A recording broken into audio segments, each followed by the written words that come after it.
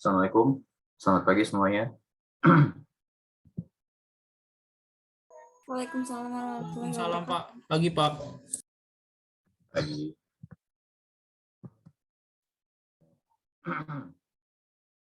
Kali ini kita teori sampai minggu depan.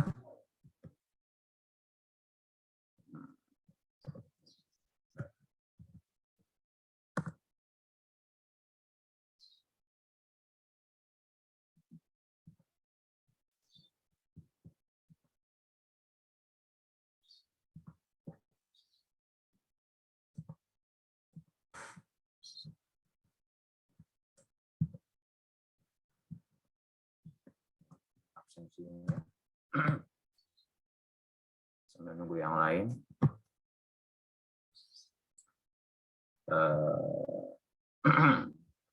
Silakan diisi. Saya kita selesaikan dulu.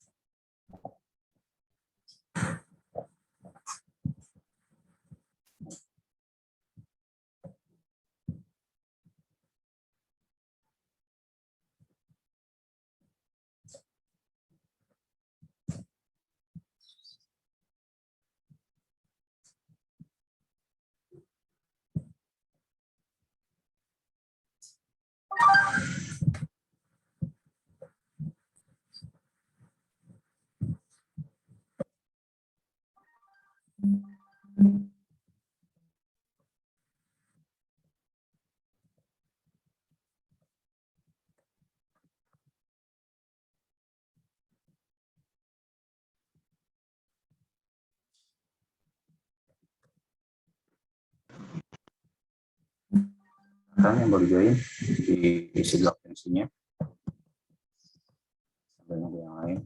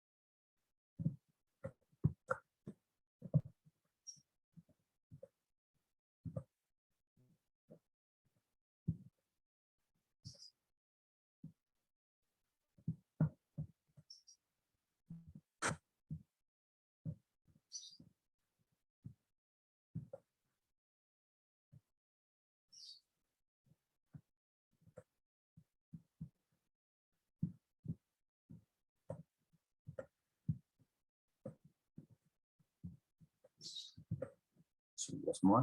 Nomor 18. Iya, silakan. Belum.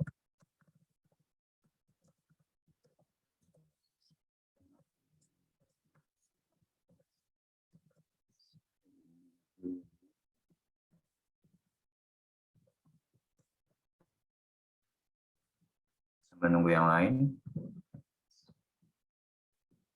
Kita tunggu sebentar lagi.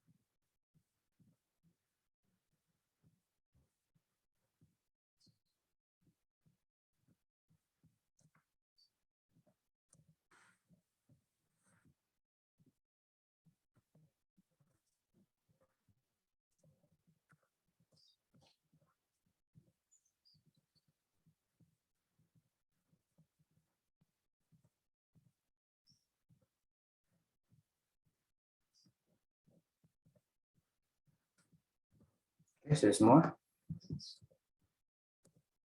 Nomor 17.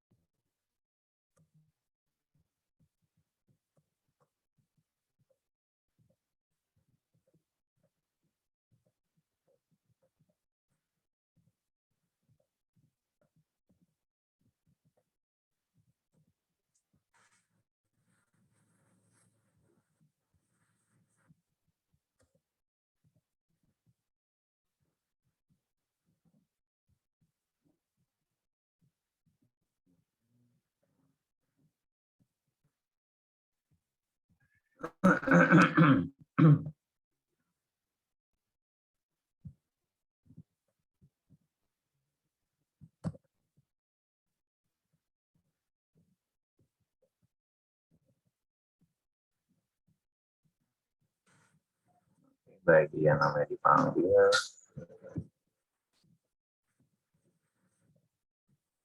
tolong nyalakan kameranya.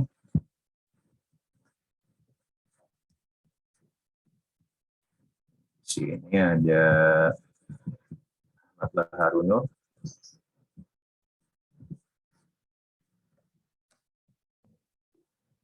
Ahmad Baharunur. Ada Wahyu Kurniawan. Oke, Wahyu Kurniawan Gultom. Hadir, Pak. Hadir, Pak. Oke, baik. Ada Intan Ratnasari. Hadir, Pak. Baik, Intan. Terima kasih. Firly Adinda Putri Azahra.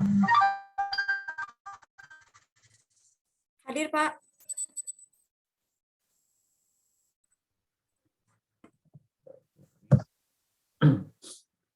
Lalu ada Kartika Widyari.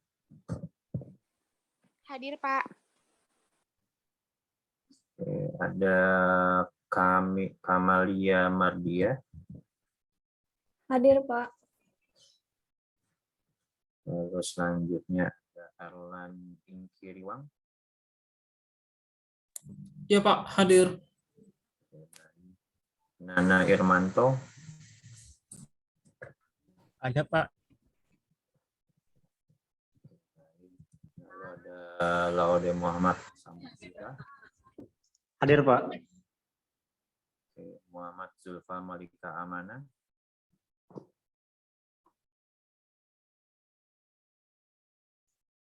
Aulia Puspa. Hadir, Pak. Ada Rega Audrian Pratama. Hadir, Pak. Wulandari.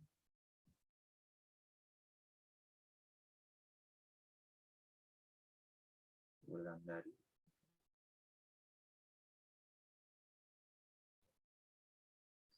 Oh, Abdullah lagi di kampus.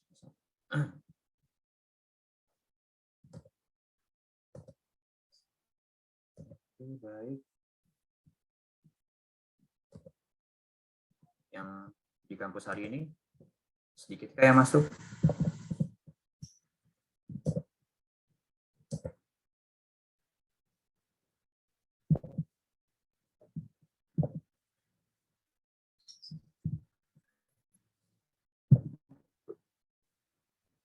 Suara saya jelas ya, nggak putus kan ya?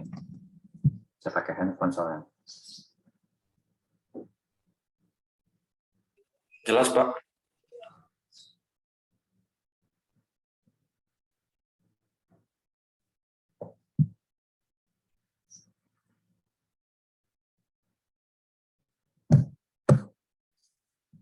Kalau gitu kita mulai. Setelah kita pagi hari ini.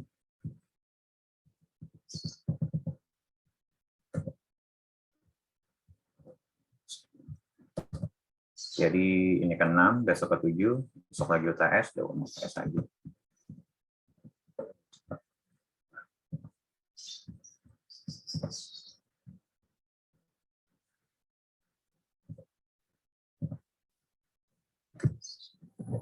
Oke. Materinya adalah kita sedikit mengulas tentang Windows sebenarnya untuk 2 kali pertemuan. Ada sejarahnya, ada single user multitasking-nya, arsitekturnya, organisasi sistem informasi, sistem operasinya, ada user modenya, ada mode client server sama thread dan SME.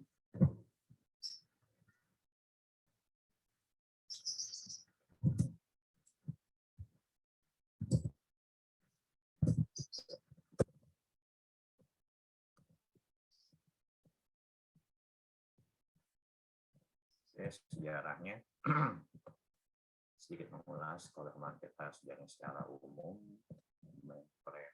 dengan mikrovisinya, kita lebih ke Windows-nya, mungkin nanti ada sejarah terbatas Linux-nya.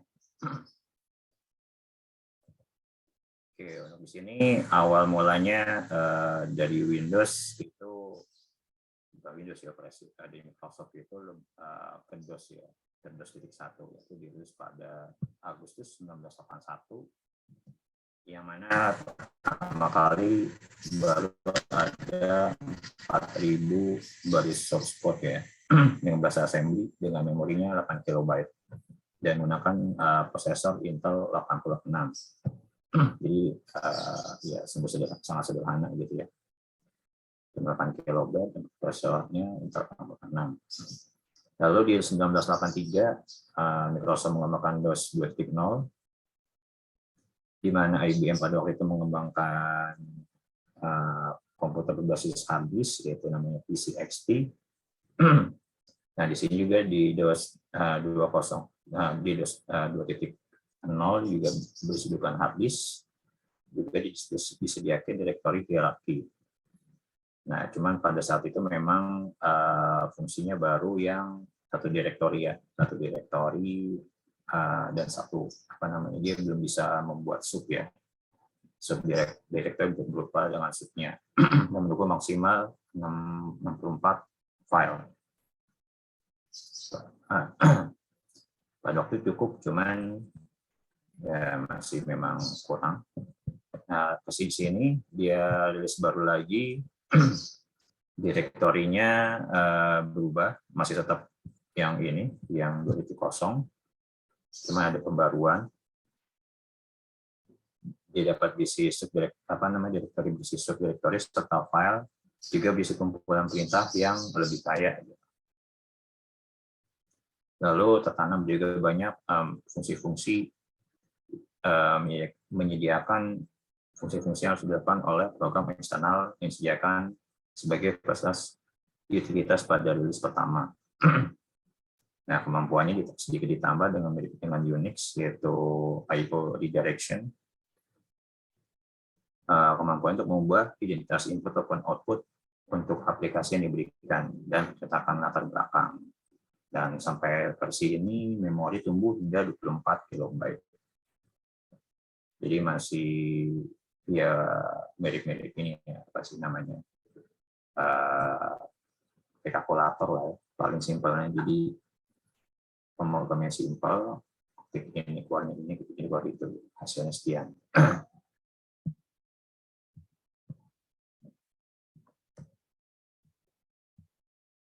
Masuk ke 84. Nah, di sini apa namanya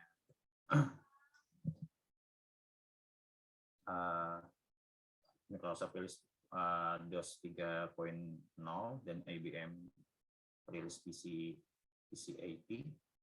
Di sini PC80 yang berisi PC80 dari IBM dengan prosesor 8286 yang menyediakan fitur pengelamatan perlindungan memori yang diperluas, yang mana saat itu belum digunakan oleh DOS. Nah, kemudian agar supaya tetap kompatibel, sistem operasi cukup menggunakan 80826 sebagai fast 886. Jadi disesuaikan dengan si hardware-nya. Sistem informasi memang menyediakan dukungan untuk keyboard yang baru dan peripheral ya. Di sini pada saat ini memori tumbuh sampai 36 KB. Dan pada DOS 3.0 ini mendukung dengan jaringan PC.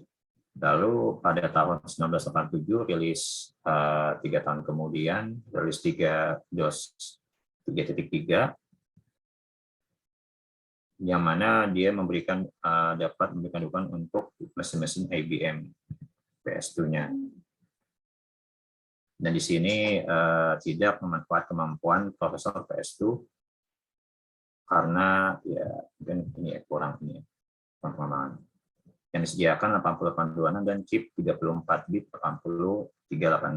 Jadi si DOS 3.3 ini dapat digunakan pada prosesor tersebut, tapi kurang menggunakan secara maksimal.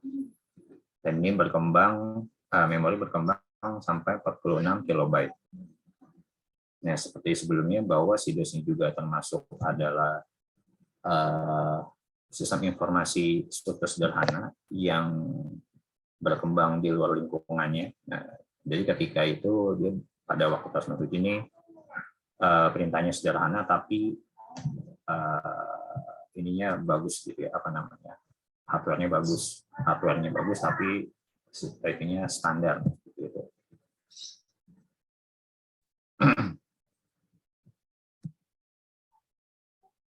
Nah, di sini pada tahun 1890 baru Microsoft mengembangkan antarmukanya, jadi disisihkan antara pengguna dan DOS gitu. Jadi kalau kalian biasa lihat kan masuk gitu ya, BIOS, ada booting, ada tuh DOS dulu baru ke GUI-nya. Dimana pada tahun tersebut Microsoft ingin bersaing dengan Macintosh ya, dengan sistem operasinya yang mudah digunakan. Simple, mudah sih emang, lebih kalau kayak motor itu kayak software yang gampang, kalau ini agak sedikit ngelek dikit. Di sini merilis versi GUI-nya dikenal dengan Windows 3 tahun 90-an. Sini termasuknya ramah pengguna, jadi kurang lebih dia bisa terkenal dengan mungkin mirip Macintosh ya pada saat itu ya. Namun tetap dikalahkan oleh kebutuhan berjalan di atas DOS ya, karena fungsinya dia maksudnya bisa dibilang 2 OS. Jadi kalau kalian istilahnya kalau beli PC kosongan DOS ya sebenarnya udah ada DOS-nya gitu, cuma belum ada Windows-nya kan gitu ya. Biasanya kalau kita beli buat PC laptop gitu, laptop OS-nya DOS ya, itu kosong. Nah, di sini karena beberapa upaya gagal mengajak IBM bergabung, dia dengan memanfaatkan kekuatan prosesor baru dan menggabungkan kemudahan pengguna fitur Windows. Di sini si Microsoft ini mengembangkan sistem operasi yang baru dari bawah ke atas. Jadi ya distrukturisasi, bukan distruktur ulang lah. Pendekatannya down top gitu ya. Ada lagi top down. Jadi dari atas ke bawah lagi, bukan dari bawah ke atas. Yang disebut dengan Windows NT. Sini Windows NT memanfaatkan kemampuan prosesor kontemporer dan menyediakan multitasking dan lingkungan pengguna tunggal atau multi pengguna. Yang bisa dibilang single user atau multi user ya. Tahun 90 baru mulai multitasking. Nah, 93 versinya pertama jadi Windows 3.1 dan GUI yang sama, tapi isinya sudah 32 bit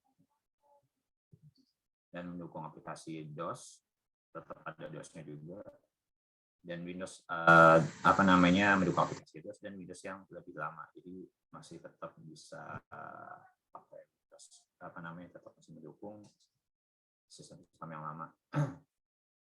Lalu Microsoft merilis NT 4.0, dasarnya sama, arsitektur internalnya sama seperti NT 3 poin sekian, tapi perubahan paling besarnya adalah menyediakan antarmuka pengguna yang sama seperti Windows 95. Nah, di mana di sini arsitektur utama adalah komponen grafis yang berjalan pada mode pengguna sebagai bagian dari subsistem Windows 32 di di NV 3 sekian, 3.x yang telah dipindahkan ke eksekutif Windows NV. Eksekutif itu apa sih namanya?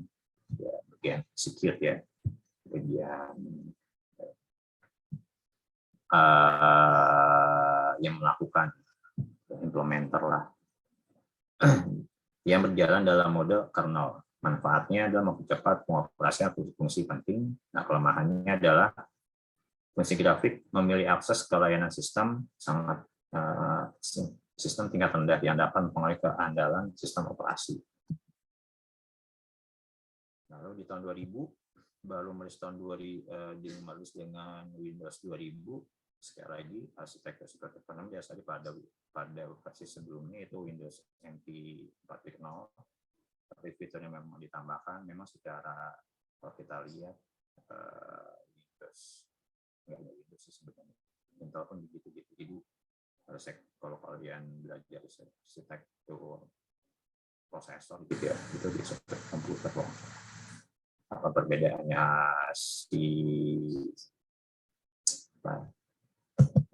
Intel dengan AMD? Memang ada perbedaan cara kinerjanya. Cuman memang saat ini secara kinerja Intel masih lebih baik gitu ya. Dan selalu di sini dia bilang selalu ada penambahan. Maksudnya setiap ada perubahan pasti ada penambahan apa namanya fitur gitu, atau penambahan kegunaan manfaatnya, tapi memang nggak banyak, sedikit dengan sedikit. Nah, di sini dia sudah tertambahkan. Nah, di Windows 2000 itu ada layanan dan fungsi untuk melakukan proses terdistribusi, yaitu adalah Active Directory. Kalau Active Directory itu kayak model ini sih, apa namanya? Isinya tuh berisi, jadi kalian bisa apa namanya add user account. Jadi kalau misalnya account itu kalau kalian di laptop itu dibuat sendiri. Nah, kalau di sana jadi satu account. Kalau buat di apa namanya company gitu kan perlu diatur ya. Diatur usernya siapa namanya, passwordnya apa, dia departemennya apa, seperti itu, username-nya apa, display-nya apa, seperti itu. Di usernya dari komputer ini juga sama. Di situ pun bisa namanya dipakai buat apa namanya di enable, disable. Komputernya pun juga bisa sama diaktifkan, nonaktifkan. Jadi fungsinya kurang lebih seperti itu. Ataupun ada lagi yang lain sebenarnya buat seperti grup sekali untuk memetakan ini bisa kemana, bisa akses kemana, dan bisa akses kemana. Di sini layanan terdistribusi yang dapat memetakan arbitrary ke semua jenis informasi tentang objek tersebut. Perbedaannya Windows 2000 adalah ada Windows Server dan sama Windows desktop-nya. Jadi kalau bedanya apa ya, inti kernelnya seperti layanan seperti tetap sama, cuman bedanya beberapa layanan yang diperlukan untuk digunakan sebagai jaringan server. Jadi bedanya di bagian Windows servernya, beberapa layanan yang diperlukan sebagai server jaringan server. Di tahun 2001 di sini baru Windows merilis Microsoft baru merilis Windows XP yang PC-nya buat rumahan ataupun yang workstation-nya atau yang buat kantorannya, kalau misalnya kayaknya Pro. Dan 2003 Microsoft merilis versi terbaru server yang dengan Windows Server 2003 versinya 32 dan 64 bit. Nah, flash dengan terdapat XP dan 120 dengan khusus untuk perangkat keras Intel Pentium 64 bit.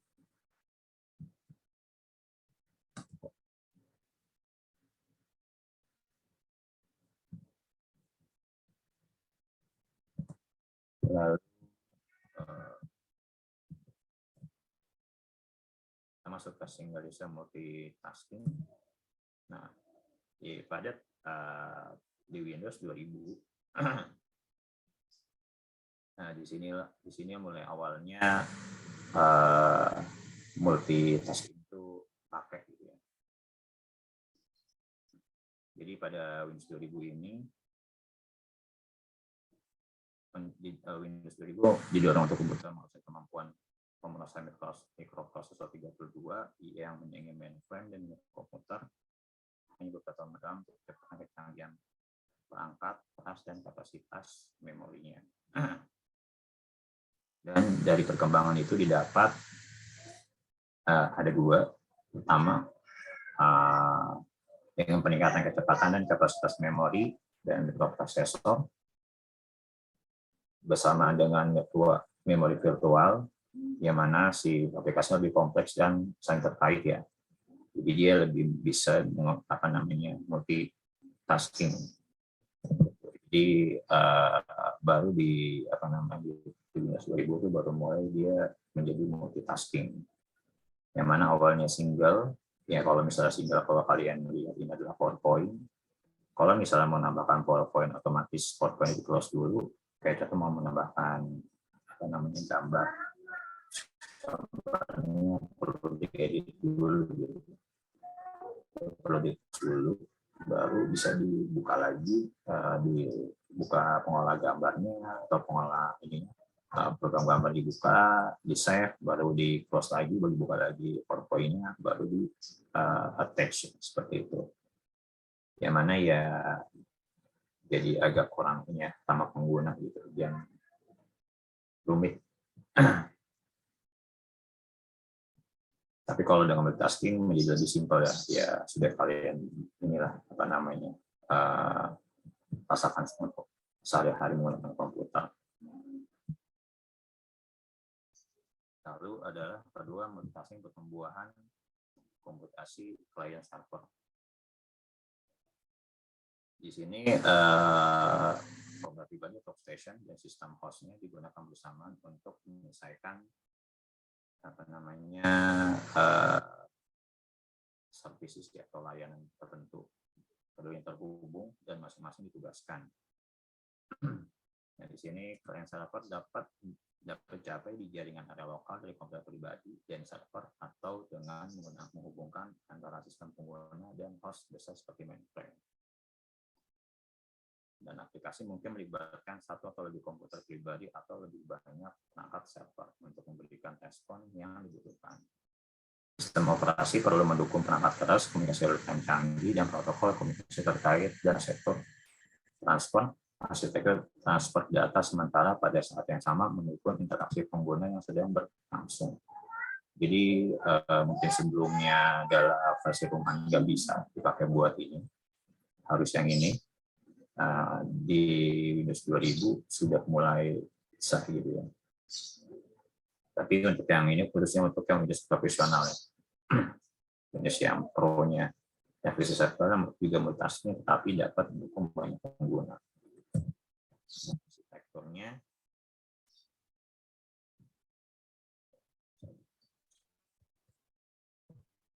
bisa dapat.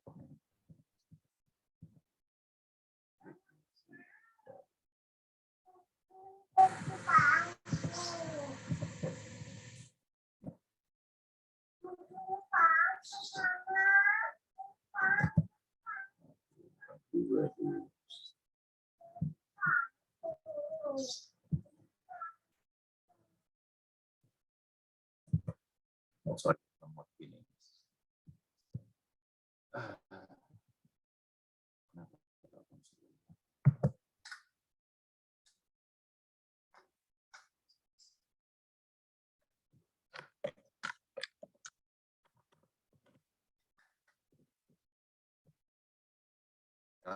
Masih bisa lihat layar saya nggak? Tampilannya apa?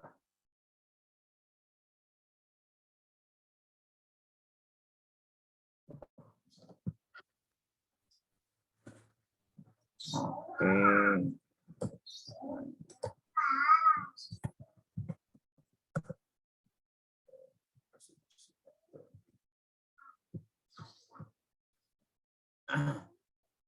Nah, oke.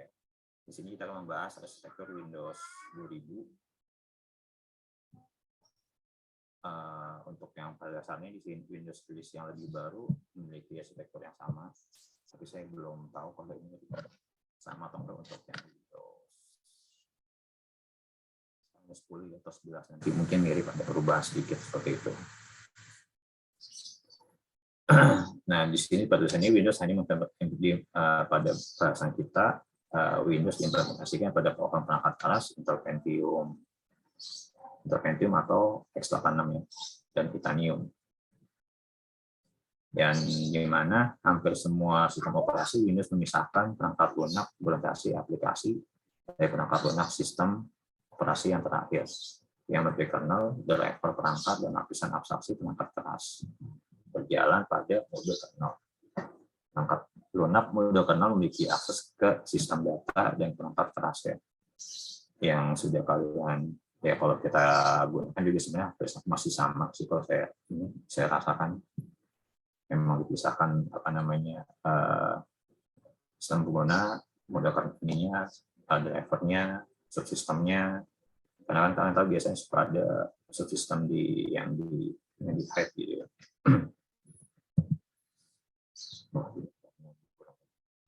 Kurang lebih seperti ini, maaf nih.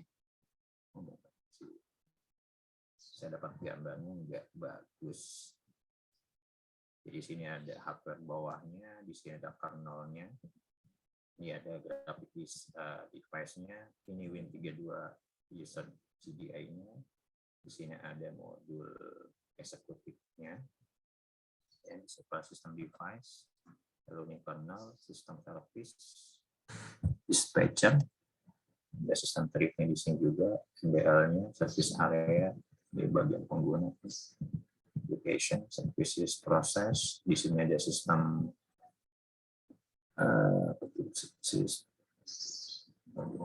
environment subsystemnya di sini. Nah, di sini Windows tidak memiliki arsitektur kernel murni, tapi yang bisa dibilang kernel yang dimodifikasi. Tapi bisa juga ya Windows menggunakan sangat modular ya, karena setiap fungsi sistem dikelola oleh satu komponen dari sistem operasi. Yang mana prinsipnya setiap modul dapat dihapus, ditingkatkan, diganti tanpa menulis ulang seluruh sistem atau antarmuka program aplikasi standarnya atau API-nya. Nah, tapi tidak juga seperti kernel murni, Windows dikonfigurasi hingga banyak fungsi sistem di luar kernel berjalan dalam mode kernel. Alasannya adalah kinerja. Jadi ya bisa dibilang hybrid lah ya, sesuai materi yang sebelumnya kita bahas. Pengalaman Windows menemukan bahwa menggunakan pendekatan kernel murni banyak fungsi dalam kernel membutuhkan beberapa switch, proses atau switch mode, dan penggunaan buffer memori ekstra. Sini komponen-komponennya. Komponen kernel mode dari Windows itu seperti ada kernel, ada hardware abstraction-nya, device-nya, Windows, dan sistem grafik. Seperti sendiri berisi layanan sistem operasi dasar seperti manajemen memori, manajemen proses, keamanan, I/O, dan komunikasi interproses. Output input kayak keyboard, kayak jack audio, instructor dan driver juga USB drive. Nah, di sini kernel tadi di komponen paling banyak digunakan dan paling mendasar dari sistem operasi. Kernel mengolah penjadwalan script, proses switching, exception, penanganan interupsi, sinkronisasi multiprosesor. Nah, tidak seperti pada bagian eksekutif yang lainnya mendapatkan sendiri tidak berjalan dalam data untaian. Oleh karena itu ini adalah bagian yang salah satunya tidak dapat diprediksi atau diberi patch. Hardware, ada hardware abstraction layer. Di sini adalah peta perintah antara perangkat keras dan respon dengan platform tertentu. Ini mengisolasi sistem operasi dari perbedaan perangkat keras platform spesifik. Hal membuat sistem bus, sistem mesin, direct memory access (DMA), atau pengontrol akses memori, langsung, pengontrol interrupt, pengatur waktu sistem, dan modul memori terlihat sama dengan kernel. Lalu ada device driver, ini baru drivernya. Dalam sistem file, perangkat keras menerjemahkan fungsi I/O pengguna ke perangkat I/O. Ya, kalau kalian sering subscriber ini fungsinya. Bedanya kenapa sering banyak? Ya ini ada layarnya. Kalau Linux tidak masuk ke kernel. Ada drivernya juga sebenarnya, cuman lebih dia apa namanya lebih include. Terus lalu di Windows dan sistem grafik memberikan fungsi antar muka pengguna grafis seperti berusaha dengan Windows, kontrol antar muka pengguna menggambar. Ya, ada pop-up-nya, ada window frame-nya. Dan Windows Executive menyatakan modul untuk fungsi sistem spesifik yang memiliki API untuk menangkap lunak pada pengguna. Di sini ada modul eksekutifnya. Kemudian ada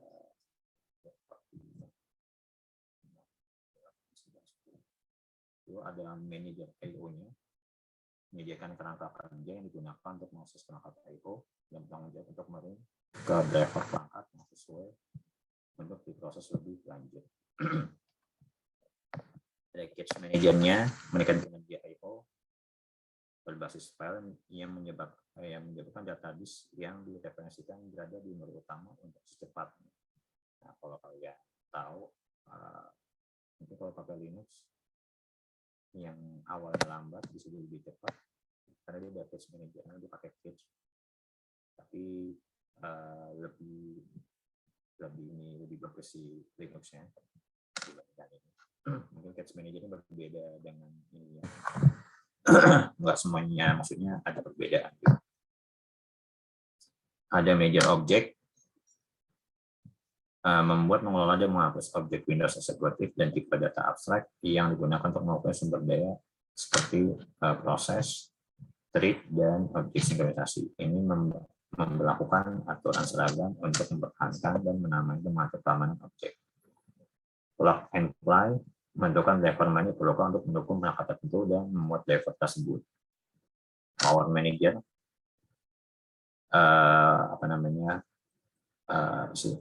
mengkoordinasikan daya di antara berbagai perangkat dan dapat konfigurasi untuk mengonsumsi daya dan yang ditempatkan prosesor. Ya, kayak ini ya, buat efisiensi konsumsi daya. Lalu ada security referensi monitor, memperlakukan aturan validasi akses dan pembangkit audit model berorientasi objek Windows mungkin untuk pandangan keamanan yang konsisten dan seragam, sampai ke entitas fundamental yang membentuk eksekutif. Lalu ada virtual memory manager, memetakan alamat virtual ke ruang alamat proses atau halaman fisik dalam memori komputer. Di sini proses atau thread manager membuat dan menghapus objek yang mengaktifkan objek proses dan tutas. Configuration manager bertanggung jawab untuk menerapkan dan mengelola register sistem yang merupakan repositori untuk pengaturan seluruh sistem dan pengguna sebagai parameter. Local procedure call (LPC) memperlakukan hubungan klien server antara aplikasi dan subsistem eksekutif dalam satu sistem dengan cara yang mirip dengan remote procedure call. Di sini masuk ke proses user mode. Di sini ada 4 tipe dasar dari proses user mode yang didukung oleh Windows, yaitu adalah proses dukung sistem khusus, menyediakan layanan yang tidak disediakan sebagai layanan dari Windows sistem operasi seperti proses log dan log masuk dan manajer sesi. Khusus layanan misalnya seperti event logger. Subsistem lingkungan memaparkan layanan Windows ke aplikasi pengguna dan menyediakan lingkungan atau kepribadian sistem operasi. Subsistem yang didukung oleh Win32, proses dan OS2. Subsistem lingkungan termasuk perpustakaan dinamis, DLL ya, Dynamic Library, menggunakan panggilan aplikasi pengguna ke panggilan Windows. Aplikasi pengguna dapat menjadi satu 5 jenis dari Win32, OS2, Windows 32 atau MS-DOS. Model client server. Nah, di model client server si eksekutif adalah subsistem yang dilindungi dan aplikasi bisa menggunakan model komputasi client server yang merupakan metode umum operasi terdistribusi. Setiap subsistem lingkungan dan subsistem layanan eksekutif diimplementasikan sebagai satu atau lebih proses. Klien yang bisa menjadi program aplikasi atau modul sistem operasi lain meminta layanan dan mengirim pesan-pesan dirutekan pesan-pesan yang sesuai dengan operasi diminta dan memberikan hasilnya atau informasi status melalui pesan lain disalurkan melalui eksekutif dan kemudian kembali ke klien. Simpelnya sih kalau ada dua komputer, misalnya adalah klien, dia adalah server. Jadi ketika klien si hanya mau melakukan sesuatu, dia info dulu ke servernya. Jika sudah oke, dari data dikirim, setelah data dikirim kembali lagi ke klien seperti itu. Nah, keuntungan dari arsitektur client server adalah hal ini menyederhanakan eksekutif, memungkinkan untuk membangun berbagai API tanpa konflik atau duplikasi secara eksekutif, meningkatkan keandalan setiap modul layanan eksekutif berjalan pada proses terpisah dengan partisi komponen sendiri, terlindungi dari modul lain. Selanjutnya, klien tidak dapat secara langsung mengakses perangkat keras atau modifikasi memori di mana eksekutif disimpan. Server gagal dapat menabrak atau merusak sistem operasi. Lalu menyediakan sarana seragam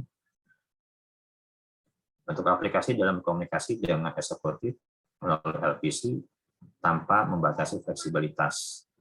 Proses pengiriman pesan disembunyikan dari aplikasi lain dengan tanda-tanda fungsi yang merupakan tempat penampungan yang tidak dapat dieksekusi dan disimpan dalam perpustakaan tautan dinamis.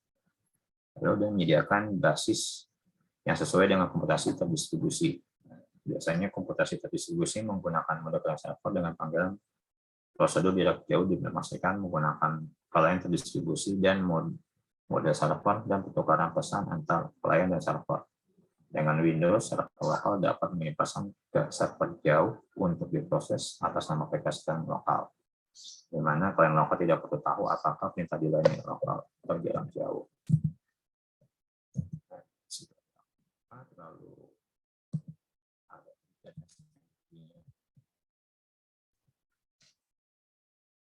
dua karakteristik yang penting pada Windows adalah dukungan untuk UTAH serta symmetric dan untuk symmetric processing SMP atau proses seperti itu.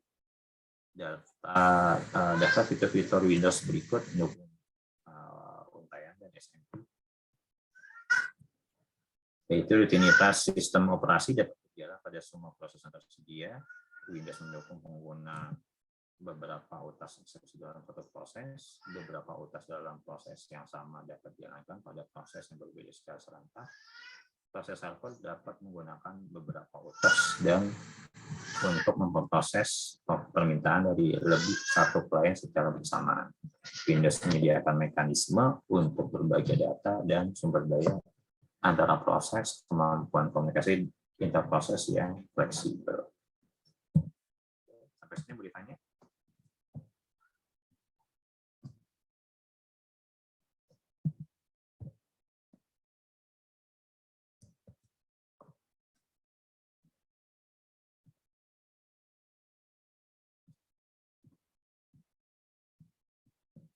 Ada yang kurang jelas?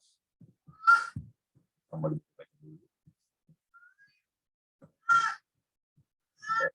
Kita UTS di akhir bulan ini ya. 24. Soal gimana standar sama kayak seperti biasa yang pernah saya kasih sebelumnya. Jadi kumpulin di submit di luar.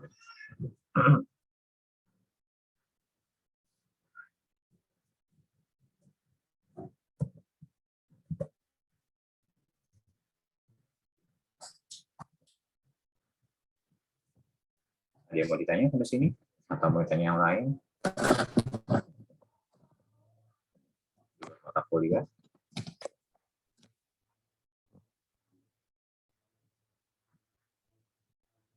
Yang belum isi absen, tolong diisi absennya.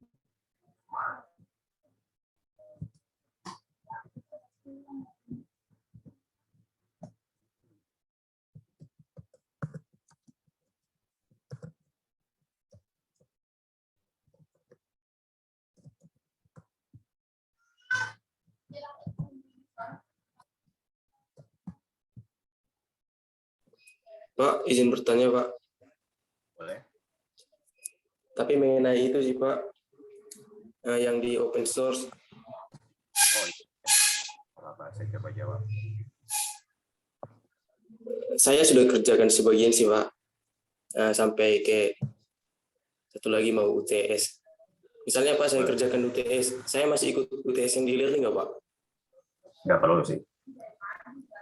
Ya, sebelum yang saya pernah sampaikan sebelumnya, memang saya agak, kalau dipikir-pikir ya, kalau saya pikir platform kita ada dua, ada open course sama open course dan apa sih namanya, e-learning, gitu kan, ada dua. Saya udah bilang kalau kalian mau pakai open course silakan, nggak apa-apa, pakai full open course pun nggak perlu hadir ke kuliah saya pun is okay, nggak jadi masalah karena saya kan ngambil dari situ semua gitu kan. Saya ambil nilai dari UTS-nya apa, ini apa gitu. Dan ataupun kalau seandainya misalkan kamu udah ngerjain UTS-nya, ya is okay gitu, nggak apa-apa. Nanti saya ambil nilainya dari situ gitu kan. Cuma itu aja sih. Kalau apa namanya, kenapa dibagi, saya kasih dua kayak gini ya. Ada yang boleh open course, ada yang ini, ada yang ini ditakutkan gitu ya.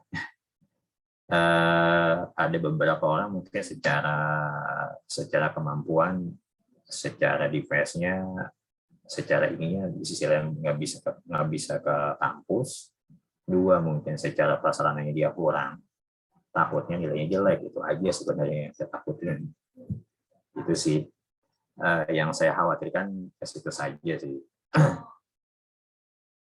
Kan kalau saya dengar ada beberapa ketika pertemuan dosen yang meeting, apa nih kendala bagi para mahasiswa dalam belajar, sarana prasarananya Pak, gitu kan, dibilang, oh apa nih yang jadi nggak bisa, ada yang bilang device-nya nggak ada Pak, atau mungkin lemot atau kurang, gitu sih, kurang lebih seperti itu. Tapi kalau udah ada yang mau ke open course atau apa, tinggal nanti mungkin saya kasih, nanti di akhir pertemuan saya kasih link, saya mau konfirmasi ke kalian mau UTS yang mana, UTS-nya open course atau yang itu juga apa. Sebenarnya sih kalau ya baik lagi ya, kembali ke masing-masing. Kalau saya juga pribadi, kalau waktu saya kuliah S1, kalau ada itu pun lebih suka open course. Dan juga, saya juga nggak mungkin ada apa masuk ke kuliah karena udah ada kan, udah ada dari situ baru ini ya. Cuman waktu itu saya pernah tanya juga, lebih suka mana open course sama ini, open course gitu kan. Memang sih ke open course juga gitu. Cuman kan yang baru satu, yang lain diem. Itu aja sih. Jadi nggak apa-apa, tinggal dikerjain aja. Kalau mau dikerjain sekarang itu kan dia bisa berapa kali gitu ya, berapa kali ujian. Coba dilihat ininya. Saya belum coba untuk buka. Cuman yang saya tahu biasanya ada jamnya. Maksudnya dia dikasih waktu. Itu ada satu soal. Ada satu soal, ada jamnya. Maksudnya jamnya tuh antara sejam, 2 jam atau 4 jam gitu. Kalau seingat saya, kalau nggak salah kata Prof seperti itu. Jadi tinggal dikerjain aja.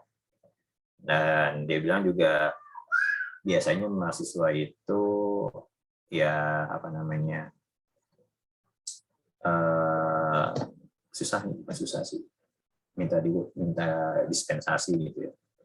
Pak boleh nggak di ini apa namanya jawab, maksudnya waktunya jangan sejam gitu kan. Sejam itu kan 60 menit ya. Berarti satu soal itu kalau ada 100 berarti kurang dari 1 menit dong. Gitu kan. Kalau ada 100 kan palingnya 2 menit ya. Ya maksudnya Iya, paling nggak 1 2 menit gitu. Kalau 2 menit kan kurang lebih 2 jam paling enggak. 120 menit nggak paling enggak. Seperti itu sih. 223 jam. Kurang lebih coba. Ini apa dicoba dikerjakan aja. Setelah dikerjakan yang UTS duluan, oke, mungkin yang lain. Nanti saya ambil nilai juga dari situ. Nanti ya sebelum itu supaya saya nggak kerja 2 kali, siapa aja yang mau ambil UTS UAS, saya kirimin linknya buat konfirmasi, oh namanya ini. Jadi kalau udah ini, ya udah saya ambil dari situ aja. Atau mau kalian sentak mau ambil semua juga nggak apa-apa juga. Walaupun mungkin ya kalau dilihat dari prakteknya kan ada baru sampai mana lihat ya, kayak ketiga sampai bawah. Mungkin ada praktek yang belum kalian kerjakan gitu, tapi ya sebenarnya sama aja itu mungkin kayak repositori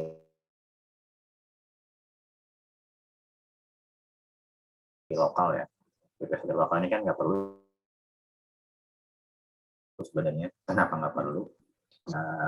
Mulai cinta kata mulai bagus tuh. 2009, 2010 kalau nggak salah seingat saya itu baru mulai eranya Android. Paket data mulai 3G di situ kalau nggak salah seingat saya 3G lagi mulai 38. Di 38 2014 4G. 4G di ini baru mulai dan sekarang baru 2014 sampai sekarang 5 tahun atau 6 tahun masih berjalan dan mau masuk 5G. Jadi kenapa butuhnya repositori lokal yaitu karena dulu internet susah, update-nya susah, makanya pakainya repositori lokal. Oke, nggak apa-apa. Ada lagi yang lain? Kalau saya mau tanya sekarang, kurang lebih ada berapa orang yang mau pakai apa namanya OTS-nya open course? Coba ketik hadir di chat. Sini nggak ada polling ya, nggak ada link polling. Coba bentar, ada nggak link polling?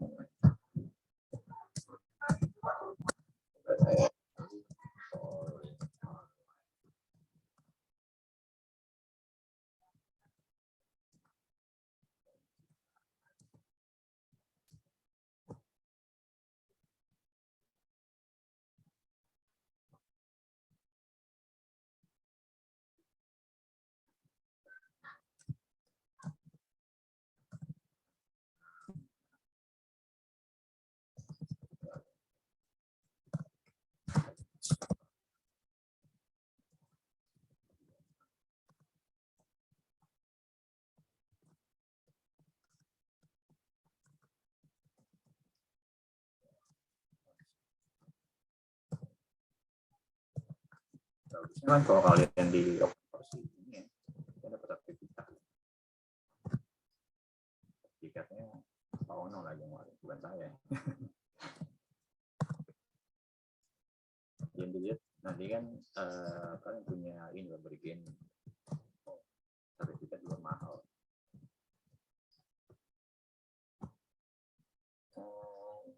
Hanya melalui langsung bisa ngurus sertifikat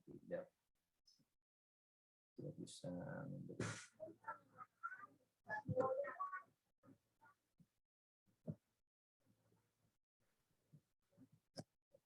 Nah, coba diisi ya. Oke, diisi semuanya.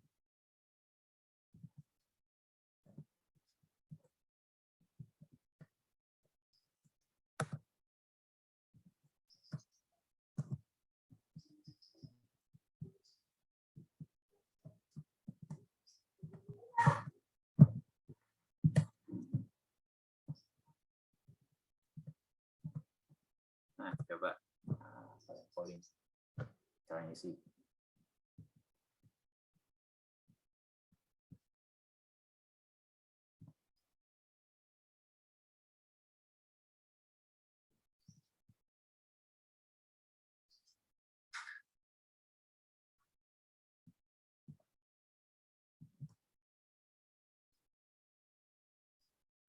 Menurut suara aku 100%.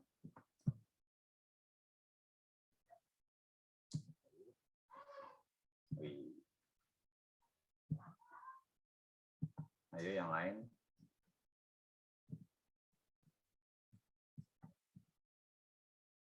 Ada berapa belas orang sih? Ada 19. Masa boleh 5 suara? Yang lain.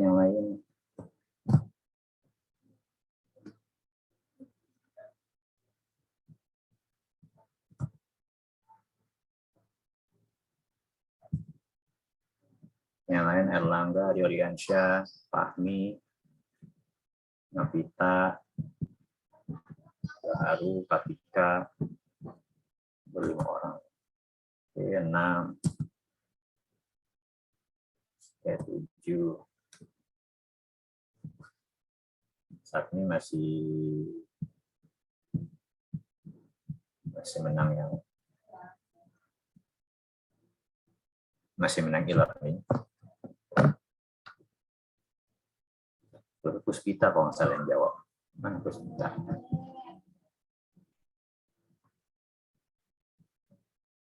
Aulia Puspita Nabila, coba dijawab. Udah belum? Sudah, Pak. Oh, udah. Saya sudah suara.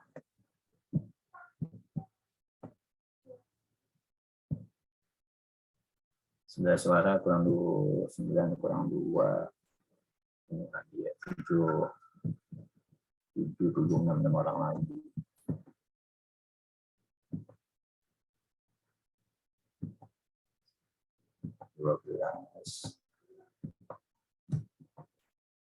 Lima orang lagi yang belum. Ya kalau dilihat sih masih suka e-learning. Open course sedikit, nggak apa-apa.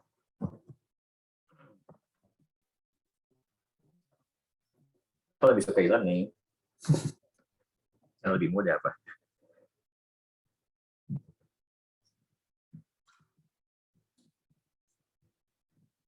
Saya 13 suara. Sebenarnya saya juga nanti pengen buatnya gitu sih, cuman mungkin materinya nggak sekolah complicated kalau tapi bagus sih. Banyak yang belum pernah saya coba tuh di kayak buat kalau dalam dunia kerja 5 steering Linux itu cukup penting. Paling nggak kalian bisa kayak buat apa sih namanya IT services, dibuat kelompok kalau kalian mau coba-coba gitu ya. IT services yang mana membutuhkan ataupun kalian bisa pakai itu ke sekolah-sekolah gitu. Jadi kalian buat versi Ubuntu yang mana Ubuntunya tuh versinya versi khusus ya terbuat belajar jarak jauh, e-learning buat sekolah, buat ini dasar apa namanya sekolah dasar ataupun misalkan SD, TK, SMP. Dengan mana yang secara ini lebih apa sih namanya lebih terjangkau, lebih kompetitif harganya.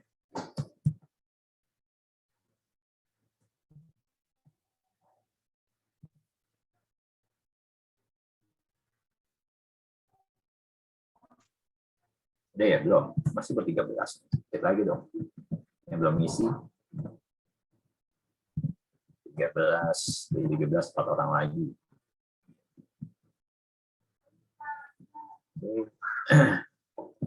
Kalau gitu nggak apa-apa.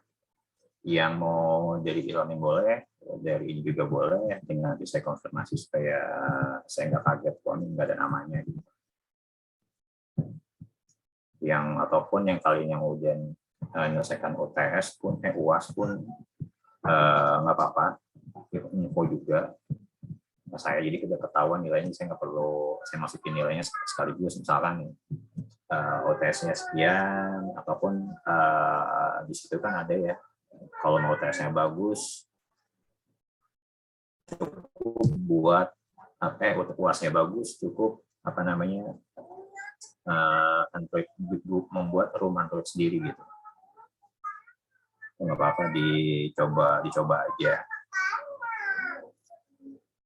Juga lumayan cukup bagi termasuk saya sebenarnya lagi pengen buat juga karena saya punya isu di mana Android saya suka, saya nggak tahu apa kebanyakan isinya, kebanyakan aplikasinya, ataupun memang Android ini yang bermasalah gitu ya, sisi sistem apa atau hardware-nya, jadi nggak mau nge-save nomor itu susah.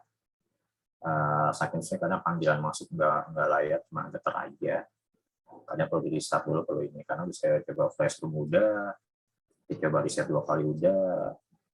Paling ini sih di Flashroom sih lumayan lama gitu. Jadi di Flashroom main ini enak, sini begitu lagi yakinnya. Itu sih. Oke, kalau gitu saya akhiri. Boleh kita pada pagi hari ini, sampai jumpa minggu depan. Jaga kesehatan. Wassalamualaikum warahmatullahi wabarakatuh. Waalaikumsalam warahmatullahi wabarakatuh. Terima kasih, Pak. Sama-sama.